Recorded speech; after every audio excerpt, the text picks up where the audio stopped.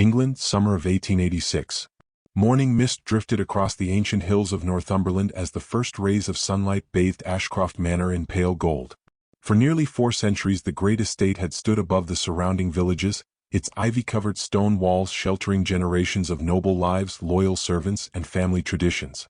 Towering oak trees lined the long carriage drive, roses climbed marble archways, and a silver lake reflected the grand house like polished glass. To strangers, Ashcroft Manor seemed untouched by sorrow. Only those who lived within its walls knew that the grandest homes often concealed the deepest wounds. 6-year-old Evelyn Ashcroft believed the world was made of kindness. She chased butterflies across the gardens with laughter that echoed beneath ancient elm trees while her mother watched from a wrought iron bench, embroidery resting forgotten in her lap. Her father often abandoned estate ledgers simply to join their games, lifting Evelyn high into the air until she squealed with delight. Whenever she stumbled, he knelt beside her instead of calling servants, brushed dirt from her tiny hands, and reminded her gently, "A noble heart is worth more than any noble title." Evelyn treasured those words more than the pearls that adorned her mother's neck. Lady Eleanor Ashcroft possessed a quiet grace that softened every room she entered. She knew every servant by name, remembered birthdays, visited sick tenants without announcement, and filled the manor with music each evening. She taught Evelyn that kindness required no audience and that generosity was measured not by wealth but by sacrifice. The servants adored their mistress, and they loved her little daughter almost as dearly. That peaceful life shattered during the harsh winter of 1868. A sudden fever swept through the county, claiming lives with merciless speed. Despite every physician summoned to the estate, Lady Eleanor grew weaker with each passing day. Evelyn did not understand why the cheerful melodies had disappeared from the manor or why everyone spoke in whispers. She only remembered climbing onto her mother's bed one final time, feeling a trembling hand stroke her hair, and hearing a faint promise that love never truly left those who carried it faithfully. Before spring arrived, Lady Eleanor was buried beneath a white marble monument overlooking the gardens she had loved. Silence settled over Ashcroft Manor after her death. Lord Ashcroft buried himself in estate affairs, yet no amount of work could disguise the emptiness in his eyes. Evelyn often found him standing alone beside the lake where he and his wife had walked every evening. Though grief lingered heavily between father and daughter, they clung to one another with quiet devotion. Their shared sorrow became a language understood without words. 2 years later, believing Evelyn deserved a mother's guidance, Lord Ashcroft married Lady Beatrice Ashcroft, an elegant widow admired throughout London's highest circles. She arrived at the manor with 3 accomplished daughters. Victoria carried herself with effortless confidence, Charlotte possessed a smile as sharp as broken glass, and Sophia's striking beauty attracted attention wherever she appeared. They greeted Evelyn with warm embraces, expensive gifts, and affectionate laughter. Even the servants dared to hope happiness had returned. The illusion lasted only until the wedding celebrations ended. When Lord Ashcroft toured distant farms or attended Parliament, Lady Beatrice's pleasant mask disappeared. Gentle corrections became constant criticism. Evelyn's dresses were declared unsuitable. Her lessons were interrupted. Her favorite books vanished. The sisters mocked her quiet nature, calling her dull whenever adults were absent. At first Evelyn believed she had somehow earned their displeasure. She apologized for imagined mistakes, worked harder, smiled more often, and remained patient even as their cruelty deepened. Years passed, and Lord Ashcroft gradually noticed fragments of the truth. He caught Victoria ordering servants to ignore Evelyn. He overheard Charlotte insulting her mother's memory. He saw Sophia wearing jewelry that had belonged to Lady Eleanor. Whenever he confronted his new family, Lady Beatrice dissolved into convincing tears, insisting Evelyn invented stories because she resented sharing her father. Torn between love and manipulation, Lord Ashcroft struggled to see the full extent of the deception. Then illness struck him without warning. What began as persistent exhaustion soon confined him to his chambers. England's finest physicians arrived from London, yet none offered lasting hope. As his strength faded, Lord Ashcroft watched Lady Beatrice quietly assume control of the estate while Evelyn spent every possible hour beside his bedside, reading aloud from his favorite novels, preparing herbal teas recommended by elderly servants, and refusing to leave him even when ordered away. Knowing his remaining time was short, Lord Ashcroft summoned his oldest solicitor under the cover of darkness. Together they drafted a new will. Every acre of Ashcroft land, every investment, every title, every responsibility would pass solely to Evelyn. It was not merely an inheritance but an act of trust. He believed only his daughter possessed the compassion necessary to protect the loyal servants who had devoted their lives to the family. The completed document was sealed before dawn, awaiting formal presentation. It never reached the family gathering he intended. Lord Ashcroft died unexpectedly the following night. While the manor drowned in mourning, Lady Beatrice searched his private study before anyone else entered. Hidden inside a locked cabinet she discovered the sealed will. Rage flashed across her composed face as she realized everything she desired belonged to Evelyn. Destroying the document risked suspicion, so she carried it into the forgotten underground chapel beneath the oldest wing of the estate. Behind a loose stone concealed by creeping moss, she hid the will where no ordinary visitor would ever think to search. Her next act proved even crueler. She bribed a physician, manipulated frightened servants, and spread whispers through drawing rooms across England that Evelyn's neglect had hastened her father's death. Society embraced the scandal eagerly. Within weeks, Evelyn lost her inheritance, her title, her spacious bedroom, and every jewel that had belonged to her mother. She was sent to a narrow attic beside the servants' quarters, where the people she had always treated with kindness secretly shared food, blankets, and quiet encouragement. Meanwhile, Victoria, Charlotte, and Sophia wore Lady Eleanor's gowns to glittering parties while ordering Evelyn to scrub marble floors, polish silver until her fingers bled, and shine their shoes before sunrise. One afternoon, as she knelt beside a bucket of soapy water, Lady Beatrice entered the servants' hall carrying a gilded invitation, smiled with chilling satisfaction, and announced, "The Duke will attend the royal summer ball, and you will come too, Evelyn, only to wash the dishes." The royal summer ball arrived with the brilliance of a midsummer sunrise, transforming the king's palace into the most magnificent gathering place in England. Crystal chandeliers scattered rivers of light across polished marble floors, towering mirrors reflected gowns stitched with silver thread, and a full orchestra filled the air with elegant waltzes that echoed beneath painted ceilings. Carriages lined the palace entrance for nearly a mile as dukes, earls, ambassadors, and celebrated ladies stepped into the glittering hall, each hoping to witness the season's most anticipated guest.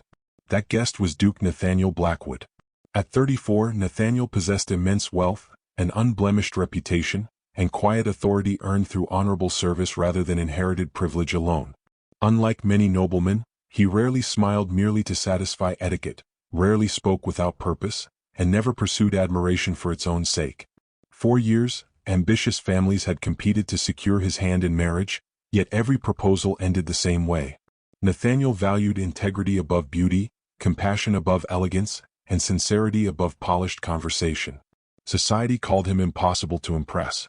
Lady Beatrice considered herself the woman destined to change that. She swept into the ballroom with Victoria, Charlotte, and Sophia dressed in dazzling gowns embroidered with gold and pearls.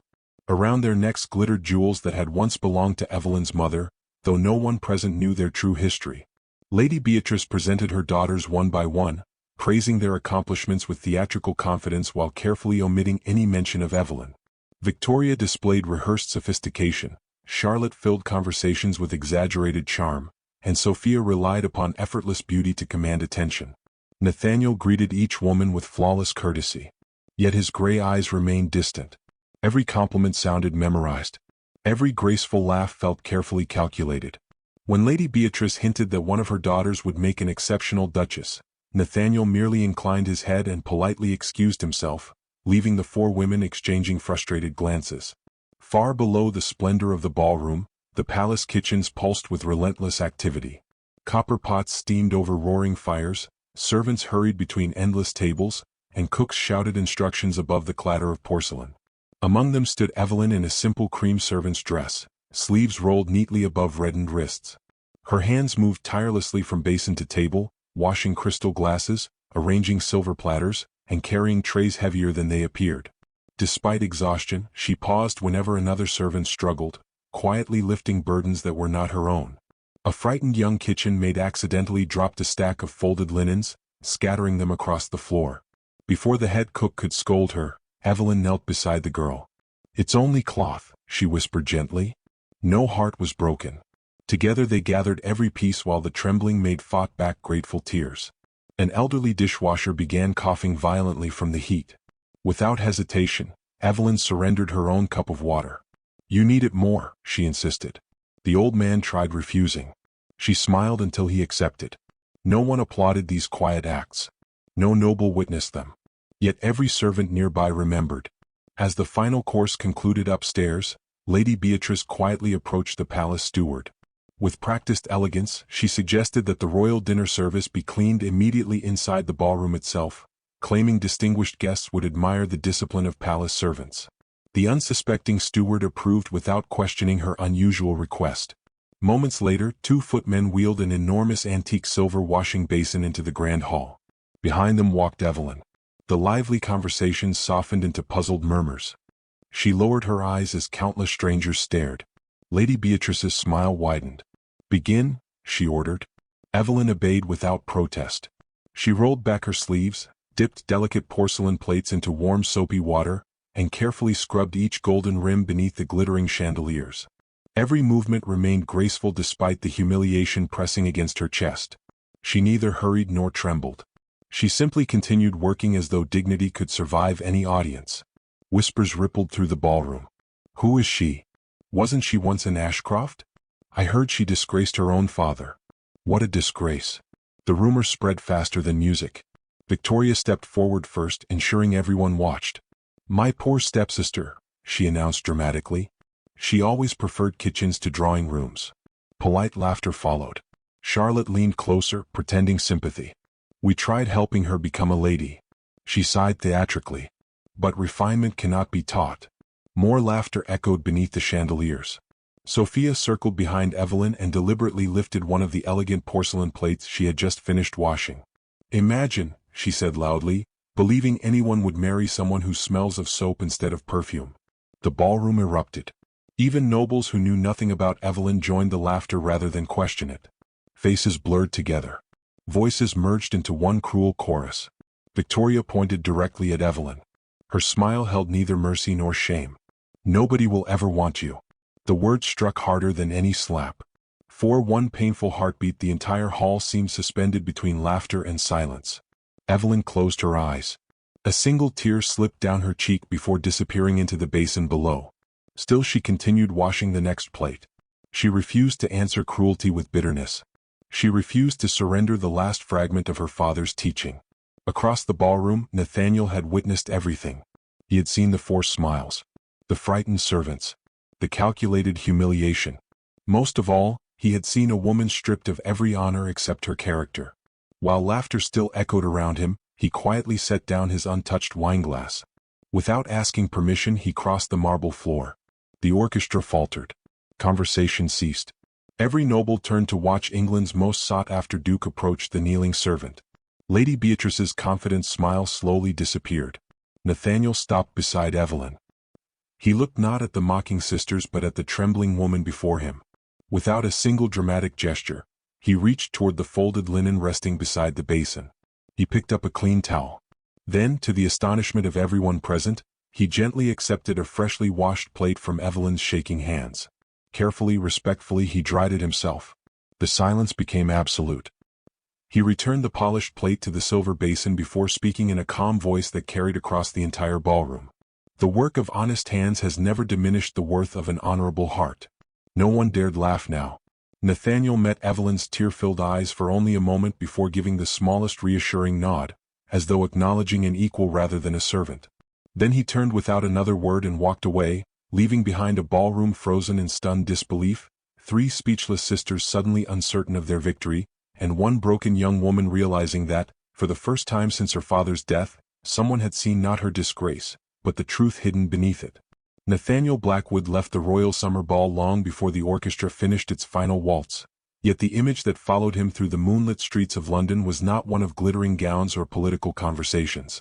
It was a young woman kneeling beside a silver basin, quietly washing porcelain while an entire ballroom laughed at her pain. He had witnessed battlefields where brave men faced death without trembling, but the silent courage in Evelyn's tear-filled eyes unsettled him more deeply than any war ever had. Back at Blackwood House, sleep refused to come. Rain tapped softly against tall windows while a dying fire cast restless shadows across his library. Nathaniel stood before the flames, remembering the single tear that had slipped into the soapy water. She had not defended herself. She had not begged for sympathy. Instead, she had continued her work with a dignity that no title could grant and no humiliation could destroy. Before dawn, he summoned his oldest friend and trusted steward, Henry Whitmore. I need the truth, Nathaniel said quietly. Henry frowned. About whom, your grace? The young woman from the ballroom. The servant? Nathaniel looked toward the rain-covered window. No, he answered. About Miss Evelyn Ashcroft. Henry bowed. By sunrise, discreet inquiries had already begun. Nathaniel refused gossip from London's drawing rooms. Rumors were too easily purchased. Instead, he rode alone through villages surrounding Ashcroft Manor, dressed in an ordinary riding coat without noble insignia. Few recognized England's most influential duke when stripped of ceremony, allowing him to speak freely with people whose opinions had never been invited into aristocratic conversations. His first stop was the village bakery. An elderly baker paused while removing fresh loaves from a stone oven. Evelyn Ashcroft? The old man repeated with surprised eyes. She's the finest soul ever born at the manor. Nathaniel remained silent. The baker continued. 3 winters ago, when my wife fell ill, medicine cost more than I could afford. Someone paid every bill anonymously. You discovered who? The baker smiled softly. Miss Evelyn forgot her glove. Nathaniel thanked him and rode onward. At the village schoolhouse, the headmistress told another story. Several poor children had arrived barefoot each autumn. Before winter came, every child mysteriously received repaired boots and warm coats. Yet, no one claimed responsibility, until one little girl recognized the careful stitching. It matched the embroidery on Miss Evelyn's handkerchief. Nathaniel listened without interruption. Every answer created another question. At the church, Father Benedict welcomed him warmly. When Nathaniel mentioned Evelyn's name, the elderly priest removed his spectacles. Every Sunday, he said, before sunrise. Nathaniel looked puzzled. She kneels beside her father's grave before anyone else arrives. The priest's voice lowered. She also cleans forgotten graves belonging to servants who have no surviving families. Nathaniel stared across the quiet cemetery. No audience applauded such kindness. No reputation could be gained from it. She simply believed every soul deserved remembrance. Later that afternoon he visited the village physician. The doctor opened dusty account books. There are patients here, he explained, whose treatment was secretly paid by one person. Nathaniel examined the pages. Every payment carried the same initials. Where did she find the money? Nathaniel asked. The doctor sighed. She sold the last jewelry she still possessed. Nathaniel's jaw tightened. By evening he had heard dozens of stories. She repaired torn clothing for orphan children. She taught elderly servants to read after finishing endless household chores.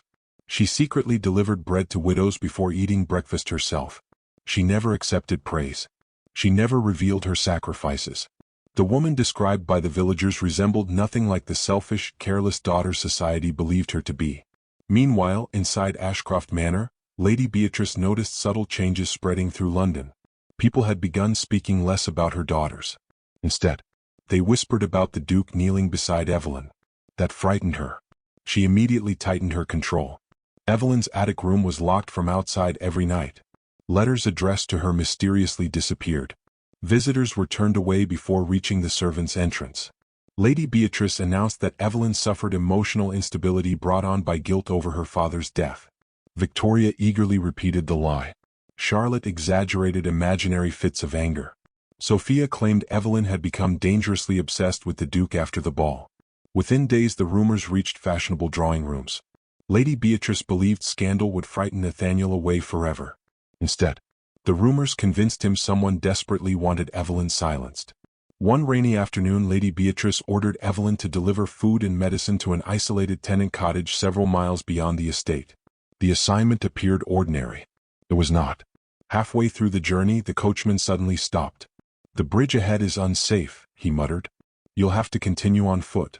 Before Evelyn could answer, the carriage turned around and disappeared into the gathering storm. Thunder rolled across darkening skies. Rain crashed through towering trees. The forest path became a river of mud within minutes. Clutching the basket against her chest, Evelyn struggled forward. Then she heard crying. A frightened little boy stood trapped beside a swollen stream where a fallen branch blocked the narrow crossing. Without hesitation she placed the medicine basket beneath a tree and waded into the freezing water. The current nearly swept both of them away. She managed to pull the child safely onto the opposite bank. Only then did exhaustion overtake her. A violent crack echoed overhead. An ancient oak split beneath the force of lightning. Its largest branch crashed toward the muddy road. At that same moment Nathaniel, returning from inspecting neighboring farms, saw the falling tree from horseback. He urged his stallion forward. The horse stopped only feet from the shattered branches. Nathaniel leaped down. The rescued child pointed desperately. "Please. The lady." Beneath broken limbs and pouring rain, Evelyn lay unconscious, shielding the little medicine basket beneath her arms as though someone else's survival mattered more than her own. Nathaniel carefully lifted the heavy branches aside before gathering her into his arms. Her soaked hair clung to her pale face. Her hands were scratched and bleeding. Even unconscious, she still held the basket tightly against her heart. Inside rested untouched medicine intended for strangers. Nathaniel looked down at her with quiet astonishment, realizing that every story he had uncovered had only revealed part of the truth. As thunder rolled across the dark forest, he wrapped his own cloak around her trembling body and carried her toward his waiting carriage, unaware that somewhere inside Ashcroft Manor, Lady Beatrice had just received word that Evelyn had survived the storm, and that the Duke himself had found her. Morning sunlight broke through gray clouds as Nathaniel's carriage rolled toward Ashcroft Manor, but the warmth of the new day could not soften the cold determination growing within him. Evelyn had regained consciousness after the storm, yet she spoke little about her own suffering. Instead, she apologized for delaying the medicine meant for the sick family she had been trying to reach. Her quiet selflessness convinced Nathaniel that every accusation against her deserved to be questioned, and every unanswered question demanded the truth. Within days he assembled a small circle of people whose loyalty could not be bought. Henry Whitmore organized discreet inquiries, trusted investigators reviewed forgotten estate records, and elderly servants finally found the courage to describe years of deception. Each testimony revealed another thread in a web carefully woven by Lady Beatrice. None alone proved the theft of Ashcroft Manor, but together they painted the outline of a calculated betrayal that had lasted nearly 16 years. Then unexpected hope arrived. An aging carriage bearing the crest of Carlisle and Finch rolled through the manor gates. From it stepped Edmund Carlisle, Lord Ashcroft's longtime solicitor, now 72 years old. Bent slightly with age but sharp in mind, he had spent years abroad settling complicated legal disputes for the crown. News of Lord Ashcroft's death had reached him only after his return to England, and the rumors surrounding Evelyn disturbed him immediately. Nathaniel welcomed him privately. Carlisle listened without interruption as every discovery was laid before him. When the conversation ended, the old solicitor slowly removed his spectacles. "There should have been another will," he whispered. Evelyn looked up sharply. "My father changed it?" Carlisle nodded. "The night before I sailed overseas, your father told me he had rewritten everything. He intended to announce it after recovering." "He never recovered," Evelyn answered softly. "No," Carlisle replied. "And if the will disappeared before probate, someone wanted the old inheritance restored." Nathaniel leaned forward. "Did Lord Ashcroft mention where he intended to keep it?" The old man closed his eyes, searching memories dulled by time. "He spoke of a place no thief would think important." Silence settled across the room. Then Carlisle's expression changed. The chapel. Ashcroft Manor's oldest chapel had stood abandoned for generations beneath the western wing of the estate. Hidden beneath ivy and cracked stone, few servants even remembered the narrow staircase leading below ground. Lord Ashcroft had once restored its small altar in memory of Evelyn's mother, but after his death the entrance remained locked and forgotten. That evening, carrying lanterns instead of torches to preserve the fragile chamber, Nathaniel, Carlisle, Evelyn, Henry, and two elderly servants descended the worn stone steps together. The air smelled of damp earth and ancient incense. Dust floated through pale lantern light. Broken pews rested beneath cobweb-covered arches while faded stained glass cast ghostly colors across the cracked floor. Everything felt untouched by time. Carlisle slowly approached the altar. "Your father always admired old builders," he murmured. "He believed every chapel concealed at least one secret." They searched patiently. Loose floorstones revealed nothing. Ancient cabinets held only ruined prayer books. Hours passed. Discouragement settled over everyone. Then Evelyn noticed something unusual. One wall behind the altar carried far less moss than the surrounding stone. She brushed away years of dust with trembling fingers. A narrow gap appeared. Nathaniel wedged a small iron tool into the opening. With a grinding echo, one heavy stone shifted outward. Behind it rested a weathered iron box wrapped carefully in oilcloth. No one breathed. Carlisle opened the rusted lock. Inside lay a crimson leather packet sealed with Lord Ashcroft's untouched signet. Beneath it rested dozens of neatly tied letters. A worn diary. Property ledgers. Receipts. Official documents. Every piece perfectly preserved. Carlyle carefully broke the wax seal. His hands trembled as he unfolded the first parchment. "It is genuine," he whispered. "The final will." Evelyn covered her mouth. Her father's unmistakable handwriting filled every page. The estate. The title. The investments. Every responsibility belonged solely to Evelyn Ashcroft. Tears blurred her vision before she could finish reading. Nathaniel quietly picked up the diary. Its first pages described Lord Ashcroft's growing fears. Later entries became darker. He wrote of Lady Beatrice isolating Evelyn, of jewelry disappearing, of servants suddenly dismissed after defending his daughter. The final completed entry chilled everyone. It revealed that Lady Beatrice had secretly offered money to witnesses willing to accuse Evelyn if anything happened to him. Additional receipts documented suspicious payments. Forged signatures appeared beside altered property transfers. Letters written by Evelyn's late mother urged her daughter never to surrender kindness, even if the world mistook gentleness for weakness. By dawn every remaining doubt had vanished. Nathaniel carried the evidence directly to London. The king ordered an immediate royal tribunal. The hearing filled Westminster Hall with nobles, judges, and curious spectators. Lady Beatrice entered confidently beside her daughters, convinced influence would overcome accusation once again. That confidence lasted only moments. Carlyle presented the original will. Experts verified Lord Ashcroft's handwriting. Nathaniel submitted the diary. Investigators produced financial records tracing bribes paid through hidden accounts. One frightened physician confessed under oath that Lady Beatrice had paid him to support false claims regarding Evelyn's supposed neglect. Two former servants admitted they had signed fabricated statements after threats against their families. One by one the carefully constructed lies collapsed beneath undeniable evidence. Victoria accused Charlotte. Charlotte blamed Sophia. Sophia insisted their mother had controlled everything. Lady Beatrice denied every charge until Carlyle quietly unfolded one final letter written by Lord Ashcroft only hours before his death. In it he declared that if misfortune prevented him from publicly announcing the new will, anyone claiming Evelyn unworthy of her inheritance should be judged by their actions rather than their words, because truth always outlived deception. The hall fell silent. The king rose from his throne. Lady Beatrice was stripped of every privilege and permanently exiled from court. Victoria, Charlotte, and Sophia lost their titles, their inheritance, and the social standing they had valued above honor itself. Then, before the assembled kingdom, the king restored Ashcroft Manor, its fortune, and its ancient title to Evelyn. The same nobles who had laughed while she washed dishes now lowered their heads in respectful silence as she stepped forward, not with triumph in her eyes, but with quiet tears and humble grace. Nathaniel watched her accept justice without bitterness, realizing that her greatest victory was not reclaiming an estate, but proving that compassion had survived every attempt to bury it. As the court slowly emptied, Carlyle placed Lord Ashcroft's diary into Evelyn's hands and gently said, "There is one final page you have not yet read." Nathaniel did not ask Evelyn to return immediately to Ashcroft Manor after the royal judgment.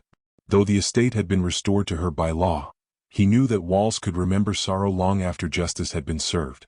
Instead, he quietly invited her to Blackwood Lodge, a modest countryside residence hidden among rolling hills, ancient oaks, and fields painted with wildflowers. Unlike the grandeur of palaces, the house possessed a peaceful simplicity. There were no endless lines of servants waiting for commands, no glittering ballrooms filled with judgmental eyes, only birdsong drifting through open windows and the comforting rhythm of ordinary life. For the first few days, Evelyn barely spoke. Years of humiliation had taught her to expect every kindness to carry a hidden price. When Nathaniel invited her to breakfast, she instinctively stood rather than sat. When a maid offered to unpack her belongings, Evelyn gently refused and insisted on folding her own dresses. One evening she quietly apologized after accidentally breaking a teacup, offering to repay its value from wages she no longer earned. Nathaniel simply smiled. "It belonged to me." She nodded nervously. "I still should replace it." He looked at the shattered porcelain pieces before meeting her eyes. "No," he said softly. "Some things are meant to remind us that perfection was never the point." For the first time in many years, Evelyn laughed. It was only a small laugh, almost uncertain, but it transformed her face so completely that Nathaniel realized he had never truly seen the woman hidden beneath years of sorrow. Days became weeks. They wandered through flowering meadows where children from nearby farms chased butterflies without recognizing the famous Duke walking beside them. They spent quiet afternoons reading beneath an ancient oak tree overlooking a gentle stream. Nathaniel discovered Evelyn possessed an extraordinary love of literature, especially the poetry her mother had once read aloud. She, in turn, learned that beneath Nathaniel's reserved appearance lived a man who carried invisible burdens of leadership, responsibility, and lonely expectations. Their conversations became effortless. Neither hurried the growing affection between them. Neither spoke grand declarations.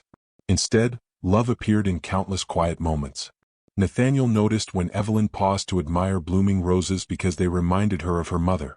Evelyn quietly placed fresh flowers inside his late grandmother's chapel without anyone asking. When an elderly shepherd injured his leg, they spent an afternoon helping gather scattered sheep together. One rainy evening they baked bread with village children after floodwaters destroyed several cottages.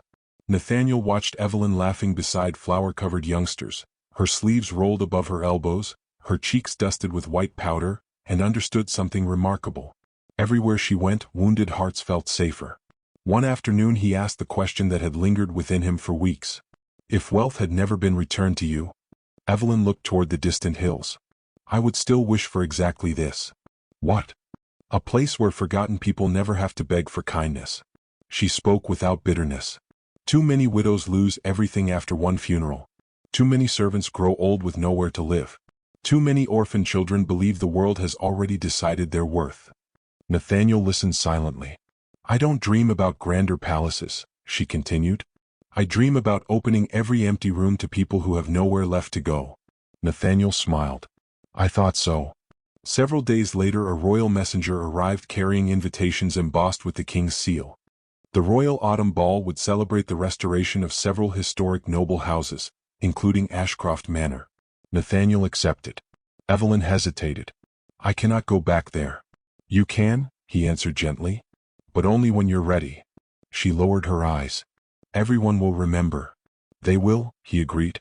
But this time they will remember differently. The evening of the ball arrived beneath a sky glowing with autumn stars. Evelyn wore an elegant ivory gown embroidered with delicate silver vines. Around her neck rested the sapphire pendant that had belonged to her mother, finally returned after years of theft. Her hair was arranged simply, emphasizing quiet grace rather than extravagance. When she entered the palace beside Nathaniel, conversations immediately faded.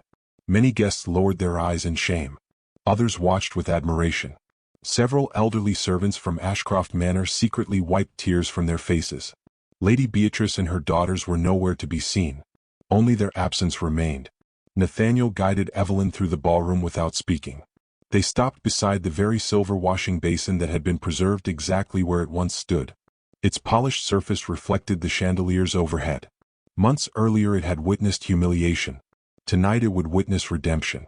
Nathaniel reached toward a nearby servant. May I? The servant bowed and handed him a single porcelain dinner plate. Nathaniel carefully placed it inside the silver basin. The faint sound echoed through the silent ballroom. Every guest watched. He turned toward the assembled court. This basin, he began calmly, once became the stage for one of the cruelest moments I have ever witnessed. No one moved. I saw a room filled with titles. His gaze traveled slowly across the silent nobles. I saw wealth. He paused. I saw beauty. Then he looked at Evelyn. But I found greatness kneeling beside this basin. His voice remained steady. Not because she suffered. Not because she remained silent. But because cruelty failed to change the goodness within her. Tears filled countless eyes. Nathaniel stepped toward Evelyn. Then, before the king, the royal family, foreign ambassadors, and the highest nobles in England, he lowered himself onto one knee. The entire ballroom gasped. Nathaniel removed a velvet box from his pocket. Inside rested an antique sapphire ring crafted generations earlier for the women of Blackwood House. He looked into Evelyn's eyes. On the night we met, everyone else measured your worth by where you stood. I measured it by who you were. His voice softened. You taught me that courage often wears an apron instead of armor. A tear slipped down Evelyn's cheek. You taught me that compassion survives even when stripped of everything else. He gently held her trembling hand. Evelyn Ashcroft. Will you honor me by becoming my wife? My Duchess? And my greatest blessing? For several seconds she could not answer. The ballroom disappeared. She saw only a little girl running through Ashcroft Gardens beside loving parents. She remembered polishing shoes while wearing her mother's stolen memories. She remembered the laughter, the insults, the storm, the chapel, her father's diary, every wound that had nearly convinced her she was unwanted. Then she looked at the man still kneeling before her. He had never tried to rescue her because she was helpless. He had stood beside her because he recognized her strength. With tears shining in her eyes, Evelyn whispered the single word that changed both their lives forever. Yes. Thunderous applause filled the palace. Even the king rose smiling. Nathaniel slipped the sapphire ring onto her finger before standing and gently embracing her. The orchestra began playing once more, yet many guests found themselves wiping away tears instead of dancing. Their wedding several months later became one of England's most beloved celebrations, not because of extravagant decorations or royal attendance, but because every servant who had once secretly protected Evelyn received a place of honor. Elderly maids walked proudly beside distinguished guests. Stable hands dined beside respected magistrates. The invisible people whom society had overlooked became treasured members of the celebration. True to the dream she had quietly shared beneath the old oak tree, Evelyn transformed Ashcroft Manor into something greater than a noble residence. Empty wings became comfortable homes for widows who had nowhere else to go. Former nurseries welcomed orphan children with warm beds, books, and laughter. Retired servants received peaceful cottages surrounded by gardens they helped design themselves.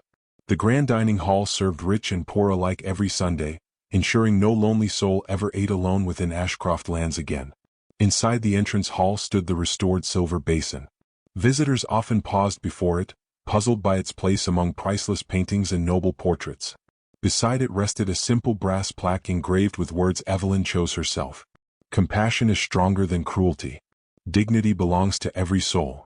Years later, as the sun set beyond blooming gardens once abandoned to neglect, Evelyn and Nathaniel walked hand in hand along winding stone paths while orphan children laughed nearby, widows gathered beneath flowering pergolas, and elderly servants watched contentedly from shaded benches.